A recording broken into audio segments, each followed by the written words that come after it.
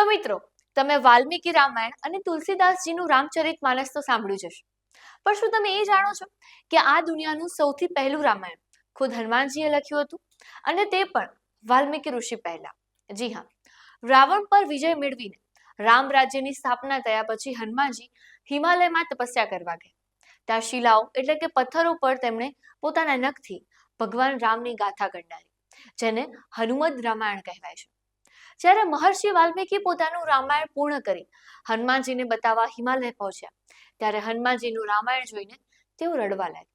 તેમને લાગ્યું કે હનુમાનજીનું રામાયણ એટલું સુંદર અને ભક્તિસભર છે કે લોકો વાલ્મીકી રામાયણને ભૂલી જશે. પણ હનુમાનજીએ જ્યારે વાલ્મીકી ઋષિની આંખોમાં આંસુ જોયા, ત્યારે તેમણે ક્ષણનો પણ વિલંબ કર્યા વગર એ પથ્થરો સમુદ્રમાં પધરાવી દીધા. હનુમાનજીએ કહ્યું, ઋષિવર, મને ખ્યાતિની ભૂખ નથી, મારે તો બસ મારા રામની ભક્તિ જોઈએ છે.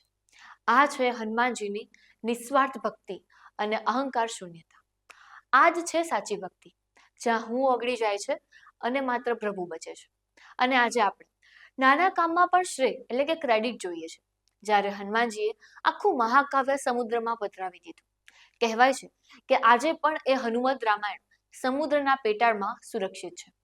હનુમાનજીની આ ભક્તિ અને ત્યાગ વિશે તમારું શું માનવું છે? કોમેન્ટ બોક્સમાં જરૂરથી જણાવજો. અને આવી જ ધર્મની જાણી અજાણી વાતો માટે લલકાર ન્યૂઝને લાઈક, શેર અને ફોલો જરૂરથી કરજો.